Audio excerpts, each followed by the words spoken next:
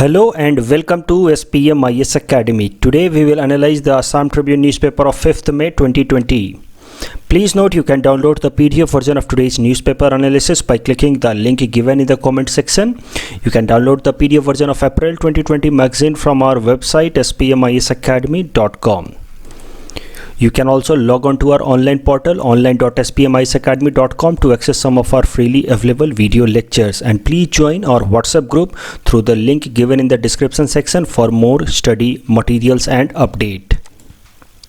This is the list of the topics that we will cover from today's newspaper. And the first article is taken from editorial segment. It is about Bordoi Sila storm, and this topic is important from our syllabus paper 6 Assam geography point of view. So this article talks about the recent devastation caused by Bordoi Sila storms in Assam. So more than 8 people have died because of the recent frequent storms witnessed by Assam, and about 80,000 houses have been destroyed, and overall 3,20,000 people have been affected because of the recent dust storms, also known as Bordoi Sila in Assam. So this article talks about probably the factor behind frequent dust storms are climate change. Nevertheless, with help of this article, we will try to understand about the mechanism of Bordoi Sila. So Bordoi Sila storm कैसे आते हैं और क्या उनके पीछे mechanism होता है, वो सब कुछ यहाँ हम समझने की कोशिश करेंगे. Bordoi Sila का जनरल मीनिंग है एंग्री डॉटर ऑफ असम, और it is a pre monsoon shower of Assam. तो मानसून से पहले एक जो बारिश होती है उसको हम कहते हैं Bordoi Sila in Assam, pre monsoon shower, and it happens mainly in the months of April and May. और अप्रैल और मई महीने में भी खासकर आफ्टरनून, लेट आफ्टरनून वाले टाइम में 3 या 4 बजे के आसपास दोपहर में ये डस्ट स्टॉर्म एकाएक से आता है, and it brings sudden rain plus surrounding storm as well as dust. तो आखिर ये फिनोमेना क्यों ऑब्जर्व होता है, क्यों अप्रैल और मई महीने में ही आता है, ये क्यों लेट आफ्टरनून में ही ये ज़्यादातर आउटबर्स्ट होता है, उसको हम समझने की कोशिश करेंगे. So let us try to understand the mechanism of Bordoi Sila. So देखो, ये अप्रैल और मई का जो टाइम होता है उस टाइम में मानसून अभी तक स्टार्ट होता नहीं है, तो ये प्री मानसून फेज है, और इस टाइम में हीटिंग बहुत ज़्यादा होती है of the land surface because sun is directly overhead in this time period. And when sun is coming directly overhead, of course it will lead to more heating of the land surface. तो किसी एक particular zone में ज़्यादा heating हो सकती है, कोई एक पर्टिकुलर एरिया, कोई एक पर्टिकुलर रीजन हो सकता है कि ज़्यादा हीट हो जाए, और ज़्यादा हीट होने के कारण उस जोन में लो प्रेशर क्रिएट हो जाएगा of the atmosphere just above that surface. आपको पता है कि जहाँ पे भी ज़्यादातर हीटिंग होगी उस एरिया में जो लोअर एटमॉस्फेयर होगा वहाँ पे लो प्रेशर क्रिएट होगा. ये बेसिक ज्योग्राफी कॉन्सेप्ट हम ऑलरेडी देख चुके हैं.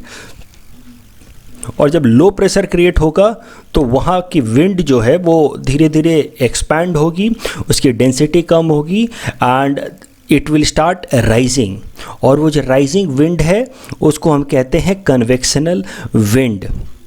और जब विंड राइज करने लगती है तो धीरे धीरे ऊपर जाकर के ये क्लाउड बनाती है, क्योंकि उसके अंदर का जो मॉइस्चर है वो धीरे धीरे लिक्विड फॉर्म में कन्वर्ट होता है, और वो जब वो मॉइस्चर काफ़ी हेवी हो जाता है then it leads to rainfall.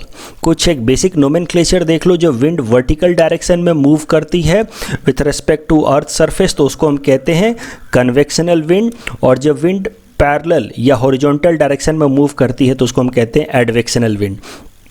तो मैकेनिज्म को देखते हैं फिर से.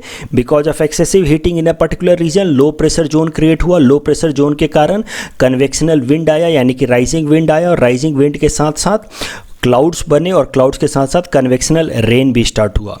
अब एक पर्टिकुलर जोन में अगर लो प्रेशर एरिया बनेगा तो नेचुरली जो आसपास का एरिया होगा वो रिलेटिवली हाई प्रेशर वाला जोन होगा. सो इन दिस वे अगर किसी एक पर्टिकुलर रीजन में हीटिंग होगी तो आसपास का एरिया हो जाएगा रिलेटिवली हाई प्रेशर जोन. और आपको पता है कि wind flows from high pressure to low pressure on earth surface. तो ये हाई प्रेशर जोन वाला जो सराउंडिंग एरिया है वहाँ से विंड इस लो प्रेशर वाले जोन में धीरे धीरे फ्लो करना शुरू करेगी, कन्वर्ज करना शुरू करेगी इस तरह से। तो ये पूरे हाई प्रेशर वाले सराउंडिंग से wind will start converging in the direction of low pressure zone like this. और इन सारे विंड्स को जो रेड कलर से मैंने रिप्रेजेंट किया है इनको कहते हैं advectional wind, because they are moving in the direction parallel to the earth surface और they are moving in the horizontal direction. और ये सारी विंड्स बिल्कुल स्ट्रेट मूव नहीं करेंगी, थोड़ा ये डिफ्लेक्ट भी होंगी बिकॉज ऑफ कोरियोलिस फोर्स।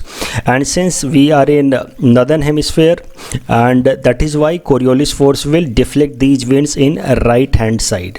ये सारी बेसिक मैकेनिज्म, बेसिक ज्योग्राफी के कॉन्सेप्ट्स हैं, कैसे कोरियोलिस फोर्स काम करता है। और कोरियोलिस फोर्स आप सबको पता है कि नॉर्दर्न हेमिस्फीयर में deflects any moving entity into right hand side. तो इस तरह से ये विंड्स जो है वो राइट हैंड साइड में इस तरह से डिफ्लेक्ट हो जाएंगी। तो ये जो पूरा सिस्टम बनता है इसको हम कहते हैं pre monsoon shower as well as dust storm. बीच वाले एक पर्टिकुलर रीजन में बारिश होती रहेगी, कन्वेक्शनल विंड होगा, विंड ऊपर राइज कर रही होगी, साथ में आसपास के एरिया में इस तरह से फास्ट मूविंग विंड्स आएंगी जो आप अपने साथ डस्ट भी लेकर के आएंगी। That is why they are known as dust storm. तो अब हम फिर से ज़रा डिस्कस करते हैं कि आखिर ये अप्रैल और मई महीने में ही क्यों आता है। क्योंकि अप्रैल और मई महीने में ही एक्सेसिव हीटिंग होती है अर्थ सरफेस की, क्योंकि उसके बाद जून से तो मानसून आना शुरू हो जाएगा और मानसूनल रेनफॉल के बाद एक्सेसिव हीटिंग हो पाना संभव नहीं होगा because of frequent rain. And when there will be no heating there will be no low pressure zone created, और ये पूरा का पूरा जो ये सिस्टम है जिसके कारण प्री मानसून शावर आता है वो क्रिएट नहीं हो पाएगा। दूसरी बात जो हमने डिस्कस की थी कि इस तरह का रेनफॉल एकाएक से होता है इन लेट आफ्टरनून। तो लेट आफ्टरनून में इसलिए होता है बिकॉज उस टाइम में ही सरफेस की सबसे ज़्यादा हीटिंग हो पाती है। देखो 12-1 बजे तक दिन में तो सन रेज डायरेक्ट गिरना शुरू होते हैं, but after 2-3 hours of continuous heating by 3 AM the land surface gets heated most. तो वो टाइम होता है जब सबसे ज़्यादा लैंड सरफेस हीटेड होता है और वही टाइम होता है जो सबसे स्ट्रॉन्ग लो प्रेशर जोन बनता है। So this is the reason why this dust storm mostly burst in late afternoon. तो अब जरा सा ये भी देख लेते हैं कि इस तरह के जो प्री मानसून शावर इंडिया के अलग अलग जोन में आते हैं उनके क्या क्या नाम हैं। तो देखो जैसे कि असम के एरिया में ये प्री मानसून शावर का नाम है बरदोई सेरा। वैसे ही इस तरह का प्री मानसून शावर जब वेस्ट बंगाल में आता है उसको हम कहते हैं काल बैसाखी। इस तरह का मैकेनिज्म तो पूरे इंडिया भर में हो सकता है because of heating and then there will convectional wind and the surrounding dust. तो इस तरह का सिस्टम जब वेस्ट बंगाल में होता है pre monsoon shower that is known as Kal Baisakhi. Similar pre monsoon shower in Karnataka is known as mango shower and pre monsoon shower in Kerala is known as blossom shower. और जब ये सब प्री मानसून शावर हो रहे होते हैं अलग अलग स्टेट्स में इंडिया के, उस टाइम में जो नॉर्थ इंडियन प्लेन है वहाँ पे एक तरह की फास्ट वार्म विंड चलती है जिसका नाम है लू। अब इस पूरे टॉपिक से एक प्रैक्टिस क्वेश्चन अटेम्प्ट कर लेते हैं। तो question might be like this, explain mechanism of Bordoi Sila, also explain why it happens only in the month of April and May, what is name of similar monsoon showers in other parts of India. So जो कुछ भी हमने discuss किया उसके basis पे आप इस question को बड़े आसानी से अटेम्प्ट कर सकते हैं। The next topic is taken from international segment. It is about non-alignment movement summit. So this topic is important from our syllabus paper 3 international relations point of view. So देखते हैं सबसे पहले कि हाल फिलहाल में डेवलपमेंट क्या हुई है, व्हाट इज़ द न्यूज़। सो प्रधानमंत्री मोदी ने कल नॉन अलाइनमेंट मूवमेंट यानी कि नैम समिट को अटेंड किया through a video conference. This summit was held under chairmanship of Azerbaijan। और इस समिट को अटेंड करते हुए प्रधानमंत्री मोदी ने एम्फेसाइज किया on need of making a strong platform to tackle pandemic like कोविड-19। तो अभी जो पूरी दुनिया एक प्रॉब्लम फेस कर रही है, क्राइसिस फेस कर रही है, इस तरह के क्राइसिस को स्ट्रॉन्ग तरीके से रिजॉल्व करने के लिए हमें एक और स्ट्रॉन्गर प्लेटफॉर्म की ज़रूरत है। तो दूसरे शब्दों में प्रधानमंत्री मोदी ने इम्प्लिसिटली इंडिकेट किया कि हमें WHO जैसे ऑर्गेनाइजेशन को और स्ट्रॉन्ग बनाना होगा, क्योंकि इस केस में WHO का फेलियर काफ़ी क्लियर है। So in future to avoid such instances we need to develop a robust international platform to tackle pandemic like we are facing right now. उसके अलावा he also implicitly condemned Pakistan. देखो, उन्होंने direct Pakistan का तो नाम लिया नहीं, लेकिन उन्होंने एक स्टेटमेंट दिया कि when world is fighting against कोविड-19 some countries are spreading fake news and terrorism. तो अभी पूरी दुनिया कोविड-19 से जूझ रही है और आपको पता है कि हाल फिलहाल में काफ़ी सारे फ्रिक्वेंट टेररिस्ट अटैक्स हो रहे हैं जम्मू कश्मीर रीजन में, और कई सारे हमारे आर्मी ऑफिसर्स और जवान मारे गए हैं हाल फिलहाल में। तो इसको इनडायरेक्टली इम्प्लिसिटली क्रिटिसाइज़ किया, कंडेम किया प्रधानमंत्री मोदी ने इन नैम समिट। उसके अलावा कई सारे फेक न्यूज़ में निकल के आ रहे हैं पाकिस्तान की तरफ से in order to incite and radicalise Muslim youths in India. Islamophobia India promote कर रहा है, इस तरह के आइडिया पाकिस्तान दिखाना चाह रहा है, इस कारण से वो कई सारे फेक वीडियोज़ को सर्कुलेट कर रहा है। तो उन सब पे एक तरह का सटायर करसा है प्रधानमंत्री मोदी ने और पाकिस्तान को इनडायरेक्टली क्रिटिसाइज़ किया है इन नैम समिट। एक जो इम्पॉर्टेंट बात आपको याद रखनी चाहिए कि ये नैम समिट जो प्रधानमंत्री मोदी ने अटेंड किया है अभी, ये उनका पहला नैम समिट है जब से वो प्रधानमंत्री बने हैं। सिंस 2014 तब से नैम समिट 2 बार हो चुके हैं। Once it was held in 2016, that was 17th NAM summit, and then it was held in 2019, that was 18th NAM summit. और प्रधानमंत्री मोदी ने इन दोनों ही नैम समिट को स्किप किया, दोनों को ही अटेंड नहीं किया था। उन दोनों ही केसेस में इंडिया के अलग डिग्नेटरीज ने अटेंड किया था summit on behalf of India, जैसे कि 2019 में vice president of India had attended NAM summit. और ये ऐसा पहली बार हुआ है इंडिया के हिस्ट्री में कि किसी प्रधानमंत्री ने नैम समिट को स्किप किया हो। तो लेटर आज ही के इस एनालिसिस में आपको पता चल जाए कि आखिर प्रधानमंत्री मोदी नैम समिट को क्यों स्किप कर रहे हैं। हम आगे देखेंगे, हम समझेंगे कि नैम एज ए मूवमेंट या as a platform is now losing its significance for India. Nevertheless अभी कोविड के टाइम में हमें दुनिया भर में कोलैबोरेशन की ज़रूरत है, that is why perhaps prime minister Modi attended this NAM summit, that too through video conferencing. तो अब जरा नैम की हिस्ट्री के बारे में समझते हैं, history of non alignment movement. तो देखो, after world war II that ended in 1945, कितनी दफ़ा हम देख चुके हैं कि कोल्ड वॉर स्टार्ट हो गया। देखो, वर्ल्ड वॉर II में तो जो सबसे मेन जो पावर था जिसके अगेंस्ट दुनिया की कंट्रीज़ फाइट कर रही थी वो था जर्मनी अंडर हिटलर। तो हिटलर के प्रेशर में, हिटलर के थ्रेट में 2 अलग अलग powerful countries like USSR and USA came together and fought against Germany. दोनों आइडियोलॉजिकली बहुत अलग थे, but just because of threat of Germany under Hitler ये दोनों कंट्रीज़, दोनों ब्लॉक एक साथ मिल करके जर्मनी के अगेंस्ट इन्होंने फाइट किया इन वर्ल्ड वॉर II। लेकिन इनके इतने ज़्यादा आइडियोलॉजिकल डिफरेंसेस हैं। USA, as you all know, promotes the idea of capitalism, it promotes the idea of liberty, जबकि USSR it promoted the idea of communism that is based on the ideology of equality। तो दोनों ideologically different हैं। तो जैसे ही world war II ख़त्म हुआ and once Hitler's threat was over, ये दोनों ब्लॉक्स के बीच के डिफरेंसेस काफ़ी क्लियर होने लगे और इन दोनों के बीच में अब हॉस्टिलिटी स्टार्ट हो गई। लेकिन इन दोनों ग्रुप ने डायरेक्ट कभी कन्फ्लिक्ट नहीं किया, इन दोनों ने इनडायरेक्टली एक दूसरे को रिस्ट्रिक्ट करने की कोशिश की, बैलेंस करने की कोशिश की, और इसी को नाम दिया जाता है cold war. And that is why it is said that right after end of world war II the world entered into a phase of Cold War where 2 major countries, 2 major blocks, USSR bloc and US bloc got engaged in balancing each other।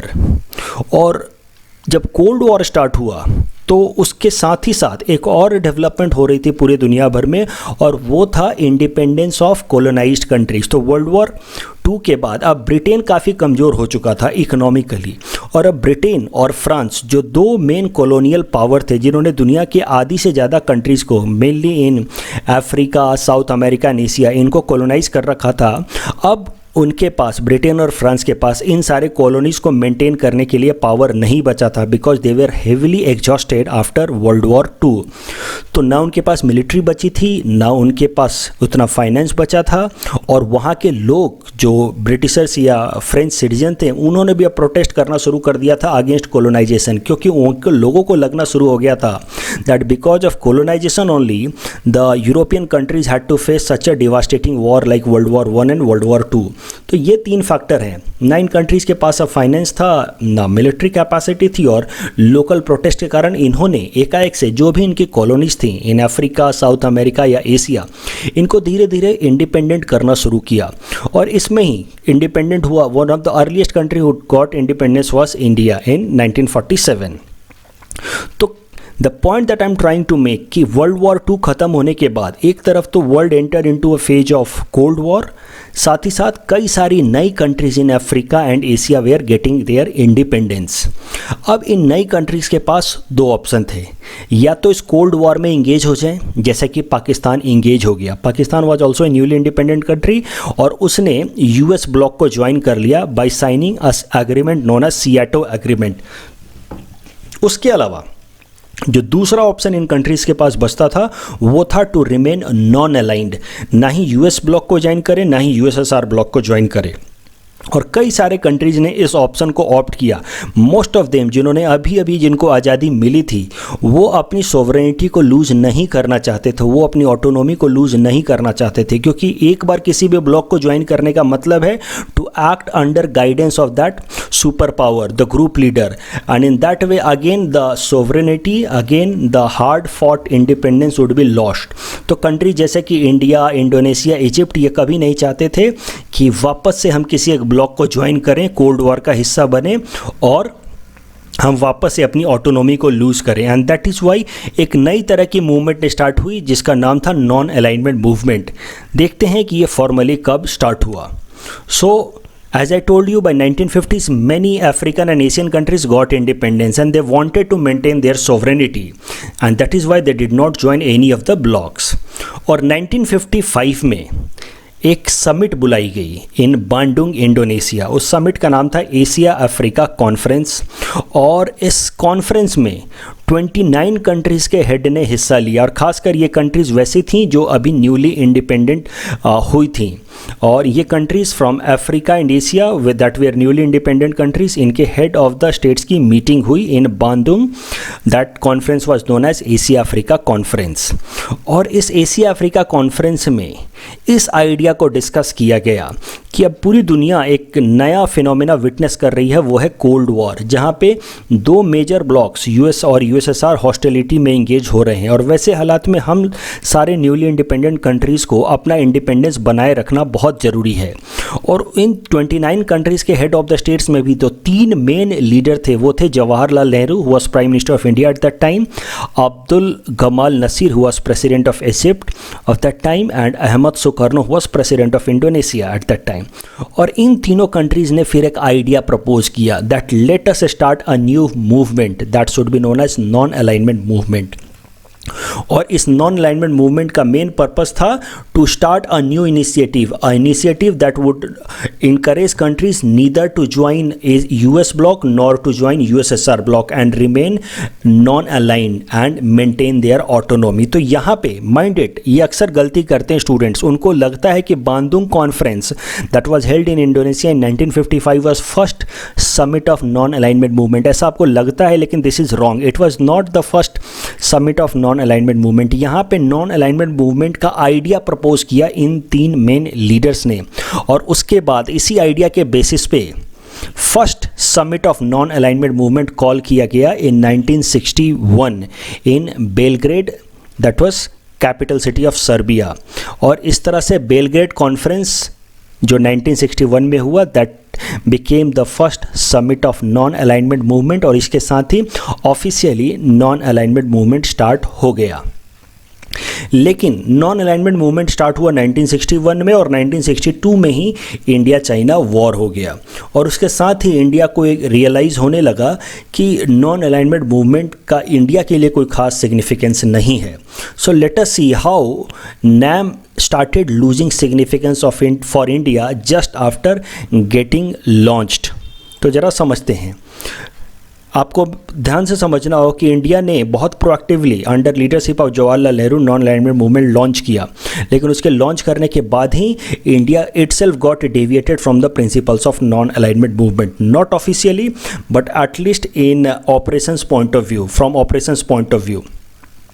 सो देखते हैं 1962 में India China war हुआ और उस India China war में some countries like Ghana, Indonesia, they adopted explicit pro China position. ये country जैसा कि घाना या Indonesia, they were part of non alignment movement और इस कारण से इंडिया उम्मीद कर रहा था कि ये कंट्रीज इंडिया को सपोर्ट करेंगी आफ्टर 1962 इंडिया चाइना वॉर, लेकिन इन कंट्रीज़ ने चाइना को सपोर्ट किया. साथ ही साथ 1965 और 1971 वॉर अगेंस्ट पाकिस्तान में some Islamic countries like Indonesia and Egypt clearly supported Pakistan. तो अब ऐसे हालात में जब इंडिया दो मेन हॉस्टाइल कंट्रीज से घिरा हुआ था, on one side we had Pakistan, on other side we had China, ऐसे हालात में नॉन अलाइन रह पाना इंडिया के लिए थोड़ा डिफ़िकल्ट हो रहा था. और 1971 में तो आप सबको पता ही है कि in December 1971 Indian armed forces entered into East Pakistan and made it an independent country Bangladesh. और वो इंडिया को ये एक्शन लेना पड़ा out of force, out of pressure. India did not wanted to send its forces in East Pakistan, लेकिन East Pakistan के अंदर जो वहाँ पे एक ब्रूटलिटी कर रही थी वेस्ट पाकिस्तान की आर्मी, उस कारण से कई सारे रिफ्यूजीज इंडिया के अंदर इलीगल तरीके से इंटर कर रहे थे and that led to demographic burden, demographic pressure on border states of India including Assam. और इस कारण से out of this pressure Indian arm forces had to Indian arm forces had to intervene in East Pakistan और उसको independent कराना पड़ा. लेकिन आप समझो ये एकाएक से ये फैसला लिया नहीं गया. ये 1970 से ही ये रेफ्यूजी क्राइसिस चल रहा था इंडिया के अंदर. कई सारे रेफ्यूजीज ईस्ट पाकिस्तान से इंडिया के अंदर इंटर हो रहे थे. बट इंडिया जब भी पाकिस्तान को इसके लिए कोई एक कंक्रीट सॉल्यूशन फाइंड करने को कहता था तो इंडिया के ऊपर अननेसेसरी प्रेशर बनाता था China as well as USA. तो ये दो कंट्री यूएसए और चाइना उस टाइम में मिल करके पाकिस्तान को सपोर्ट कर रहे थे अगेंस्ट इंडिया. और ऐसे हालात में इंडिया के लिए नॉन अलाइन रह पाना बहुत डिफिकल्ट हो गया. जब इंडिया ने प्लानिंग भी की that it will send its forces in East Pakistan, तब भी इंडिया को थ्रेटन किया जा रहा था from China as well as USA side. और इस कारण से फिर इंडिया को 1971 में रसिया के साथ फ्रेंडशिप एग्रीमेंट साइन करना पड़ा. तो रसिया के साथ फ्रेंडशिप एग्रीमेंट का मतलब है यूएसएसआर के साथ फ्रेंडशिप साइन करना और इसका मतलब है कि इंक्लाइन होना towards USSR bloc. So out of this pressure, because of excessive pressure put by China and USA through Pakistan, India had to slightly incline towards USSR और to intervene in East Pakistan and set it as an independent country Bangladesh. तो ऐसे हालात में India के लिए non alignment रह पाना या नॉन अलाइन रह पाना थोड़ा डिफिकल्ट हो गया. So the point that I am trying to make that right after establishment of non alignment movement officially, India itself started to get deviated away from non alignment. और 1971 में तो हमने एक ब्लॉक के साथ फ्रेंडशिप ट्रीटी ही sign कर ली. But nevertheless we officially remained on NAM platform. ऐसा नहीं है कि हमने NAM से ऑफिशियली विड्रॉ कर लिया. हम आज तक ऑफिशियली NAM प्लेटफॉर्म पे हम आज तक मानते हैं कि हमारा जो फॉरेन पॉलिसी है उसका एक इम्पॉर्टेंट प्रोविज़न है नॉन अलाइनमेंट. अब जरा देखते हैं relevance of non alignment movement in present time. आज के टाइम में इसका कितना सिग्निफिकेंस है. तो देखो NAM का तो बेसिस ही है कोल्ड वॉर. कोल्ड वॉर के टाइम में ही NAM को लाया गया था ताकि जो नई इंडिपेंडेंट कंट्रीज हैं they should remain non align by joining this movement. But once the cold war was over in 1991 with disintegration of USSR, there was a question raised on significance relevance of NAM in present time after cold war era. क्योंकि जिसमें ये पूरा का पूरा movement rooted है वो पूरा का पूरा बेसिस ही कॉन्सेप्ट ही खत्म हो गया कोल्ड वॉर आफ्टर 1991. तो NAM जो प्लेटफॉर्म है और उसके जो मेंबर कंट्रीज हैं, now they are looking for some new approach new issues for collaboration, और नैम का पूरा कोलैबोरेशन का कॉन्सेप्ट ही बदल गया है। Now NAM summits mostly focus on contemporary issues like terrorism, United Nation reform, जहाँ पे बात की जाती है कि यूएनएससी के अंदर बाकी सारे कंट्रीज़ को भी परमानेंट मेंबरशिप दी जाए, climate change, sustainable development, economic governance, south south cooperation. South south cooperation आपको मैं बता चुका हूँ, एक टेक्निकल टर्म है that simply means cooperation amongst developing countries.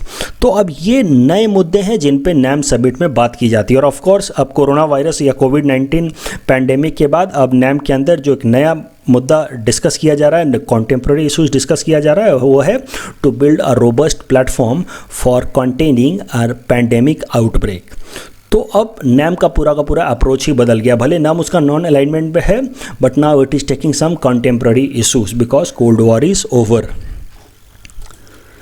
अब जरा देखते हैं कि इंडिया का क्या अप्रोच रहा है टुवर्ड्स नैम। जैसा कि मैंने आपको बताया कि 1961 में ऑफिशियली लॉन्च करने के बाद ही India slightly started to get drifted away from NAM.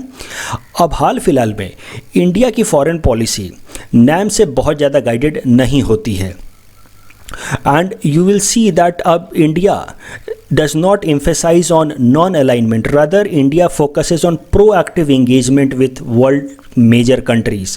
अब हम लोग नॉन अलाइनमेंट, क्योंकि नॉन अलाइनमेंट को एक तरह से इनएक्टिव अप्रोच माना जाता है, पैसिव अप्रोच माना जाता है इंटरनेशनल अफेयर्स में, और इंडिया पैसिव नहीं रहना चाहता है, इंडिया इनएक्टिव नहीं रहना चाहता है। India wants to have proactive engagement with world major countries, और इस कारण से इंडिया जितने भी वर्ल्ड के मेजर कंट्रीज़ हैं, इमर्जिंग पावर हैं, चाहे वो रसिया हो, चाइना हो या यूएस हो, उन सब के साथ प्रोएक्टिवली इंगेज होता है। सो this can be seen as a drift from non-alignment movement, India's proactive engagement with world's major countries. For example, आप देखो, एक तरफ तो इंडिया इंगेज हो रहा है विथ यूएसए के साथ हमने कितने सारे डिफेंस एग्रीमेंट साइन किए हैं। We have set up an informal group known as quad group, जिसका मेन ऑब्जेक्टिव है to balance China. At the same time we are engaging with China as well. हमने कई सारे प्लेटफॉर्म्स बनाए हैं with China, जैसे कि संघाई कोऑपरेशन ऑर्गेनाइजेशन या BRICS platform, in order to maintain cooperation with China. So all such platforms now hints that India's approach in international relations in its foreign policy making has drifted away from non-alignment. Now we want to have proactive engagement with major world countries. The next topic is taken from Assam segment. It is about African swine fever. इससे related कई सारे article हमने हाल फिलहाल में cover किए हैं, जहाँ पे हमने देखा कि thousands of pigs are dying in Assam, और जो अब कारण उसके पीछे पता चला है वो है अफ्रीकन स्वाइन फीवर। सो उसमें मैंने आपको ये भी बताया था कि 6 डिस्ट्रिक्ट्स में इन पिग्स के सेल पे या मूवमेंट पे कंप्लीट रिस्ट्रिक्शन लगा दिया गया है फॉर द टाइम बीइंग। तो अब इसमें कोई बहुत ज़्यादा कुछ कवर करने को है नहीं, बट कुछ एक इम्पॉर्टेंट बातें हैं from awareness point of view जो आपको ध्यान में रखना चाहिए, not from exam point of view but from awareness point of view.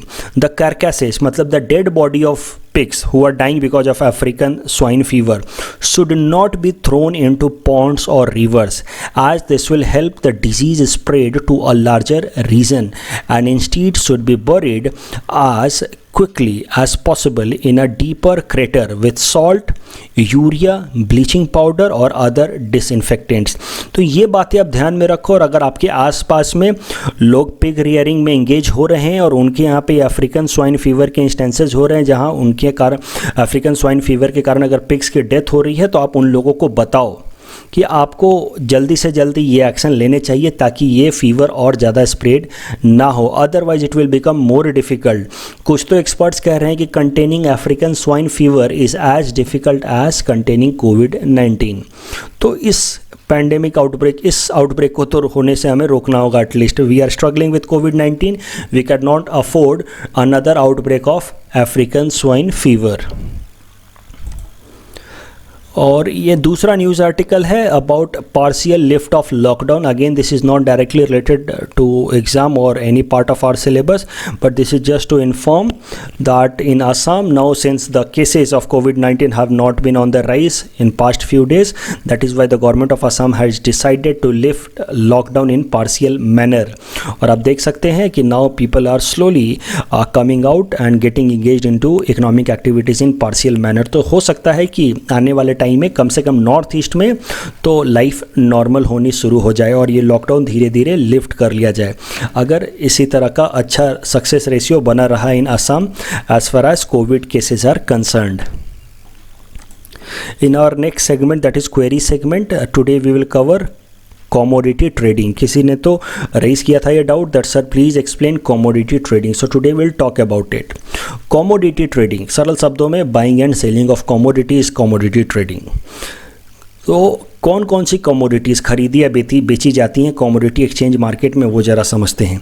तो 4 तरह की कमोडिटीज़ खरीदी या बेची जाती हैं कमोडिटी ट्रेडिंग मार्केट में, और वो हैं मेटल्स जैसे कि गोल्ड, सिल्वर, प्लेटिनम या कॉपर, या फिर एनर्जी मटेरियल जैसे कि क्रूड ऑयल या natural gas, gasoline, live stock या एंड मीट जैसे कि hogs, pox, live cattles, feeder cattles, या agricultural products like corn, soybean, wheat, rice, cocoa.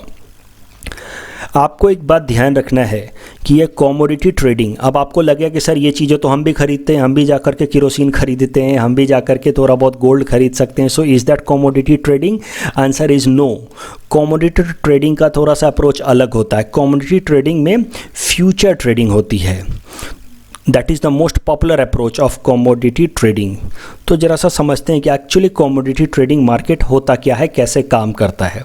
सो देखो, जैसे इंडिया में तो वैसे कई सारे कमोडिटी ट्रेडिंग मार्केट हैं, लेकिन इंडिया का जो सबसे बड़ा कमोडिटी ट्रेडिंग मार्केट है उसका नाम है MCX, that is in Mumbai, multi commodity exchange trade centre, that is in Mumbai. इसको फिगर की मदद से समझते हैं कि एक्चुअली ये काम कैसे करता है। तो कमोडिटी ट्रेडिंग मार्केट में ये चारों कमोडिटी में ट्रेड होता है और इसमें फ्यूचर ट्रेड होता है। तो इसका मतलब समझते हैं। फ्यूचर ट्रेड का मतलब देखो, जैसे आज है 5 मई, तो 5 मई को हो सकता है कि कोई एक seller future price they, that हो सकता है कि वो स्टील प्रोड्यूसर हो, तो वो फ्यूचर प्राइस दे कि ऑन 28 मई, आज के दिन यानी कि 5 मई को वो फ्यूचर प्राइस दे सकता है कि on 28 May he is ready to sell steel at ₹10,000 per ton. ये है फ्यूचर प्राइस उसने दिया इस सेलर ने। ये स्टील प्रोड्यूसर है और इसको लगा कि मैं 20 मई तक स्टील बना सकता हूँ, तो उसने एक रेट दे दिया कि मैं 10,000 रुपये पर टन स्टील बेचूंगा ऑन 28 मई। फ्यूचर का प्राइस दिया उसने। और अब इसको खरीदने वाले बायर्स होंगे जो आज ही के दिन हो सकता है कि इसके साथ कॉन्ट्रैक्ट साइन करके और 20 मई के लिए ये स्टील खरीद लें इससे।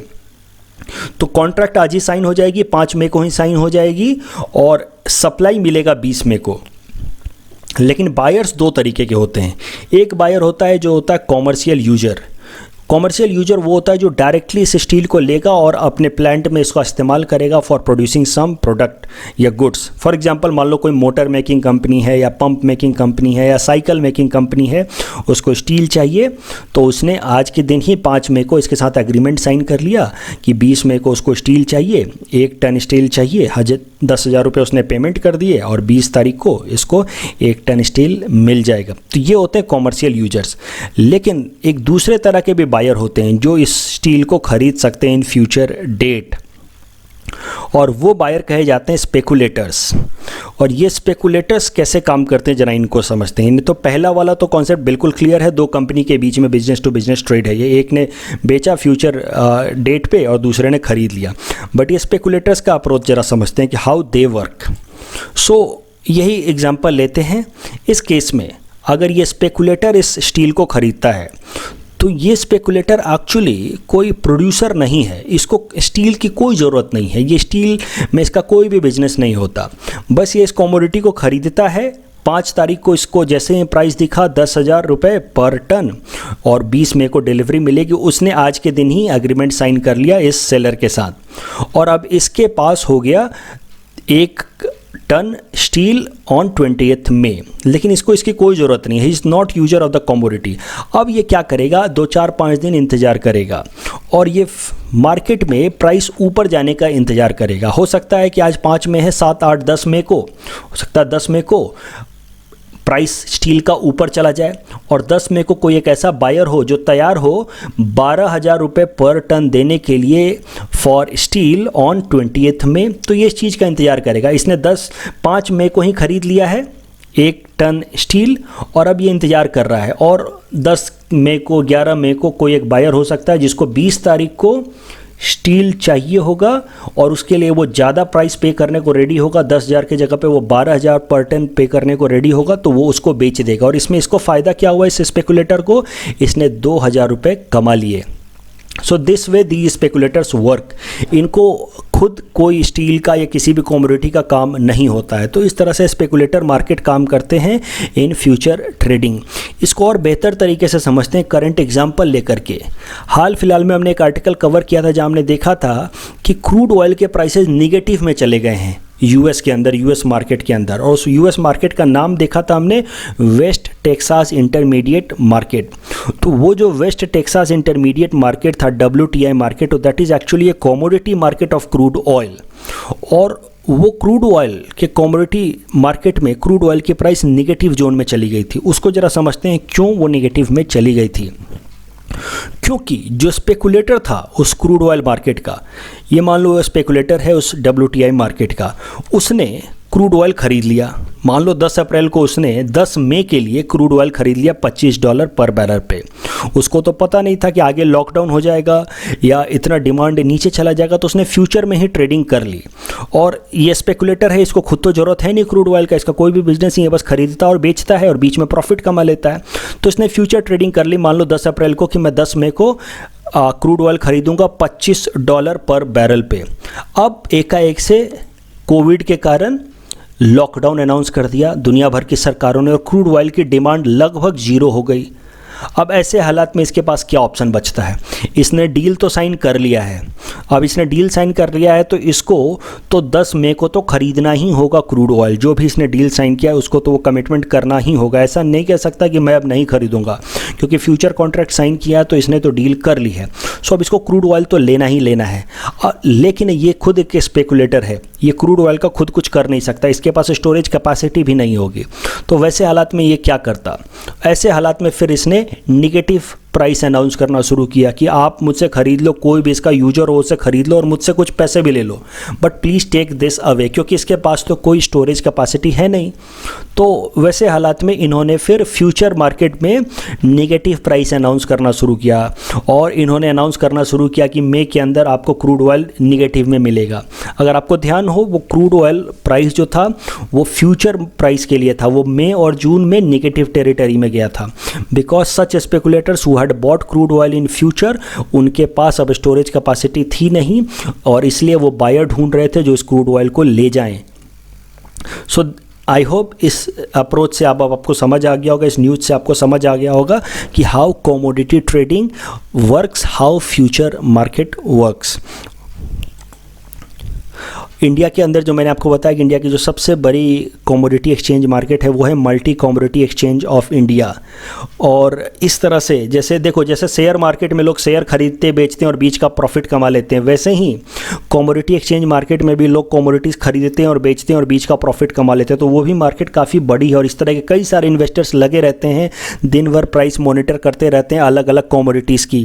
और ये है इमेज MCX का multi commodity exchange of India, that is India's first listed commodity exchange. It was established in 2003 and it is based in Mumbai, and it is regulated by Security and Exchange Board of India. In our segment 400 most probable topics for upcoming UPSC prelims 2020, today we will cover topic number 271 to 275. Today topic number 271 is radar and sonar. So ये जो radar और सोनार होते हैं दोनों का काम एक ही होता है, दूर किसी भी ऑब्जेक्ट को आइडेंटिफाई करना, उसके पोजीशन को आइडेंटिफाई करना by sending A signal and receiving the reflected signal.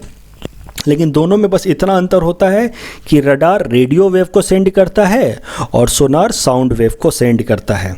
Radar के साथ एक इशू है कि रडार वाटर के अंदर इतना अच्छे से काम नहीं कर सकता, क्योंकि जो रेडियो वेव्स होते हैं उसको सी वाटर एब्जॉर्व करने लगता है, जबकि साउंड वेव्स को सी वाटर या आयंस इतने अच्छे से एब्जॉर्व नहीं करता। और इस कारण से सी के अंदर सोनार को यूज करना ज़्यादा बेहतर है rather than using radar. Radar is better used in air. Please attempt this topic that is based on this. Please attempt this question that is based on this topic. Topic number 272 is about haptic communication. Haptic communication is a technology that transmits the sensation of touch over internet, and it had been developed by engineers in virtual reality laboratories at University of Buffalo of New York. तो एक तरह से feel को अब transmit किया जा सकता है. अभी हम फ़ोन पे क्या करते हैं, आवाज़ को ट्रांसमिट करते हैं एक जगह से दूसरे जगह पे.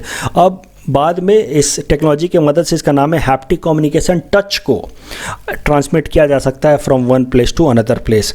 The break through led to creation of haptic technology that convey the sense of touch and taught users how to master skills and activities such as surgery, sculpture, playing drums और even golf. दूर बैठे बैठे आप लोगों को golf खेलना सिखा सकते हैं, ड्रम बजाना सिखा सकते हैं with help of this haptic communication. Please attempt this question that is based on this topic.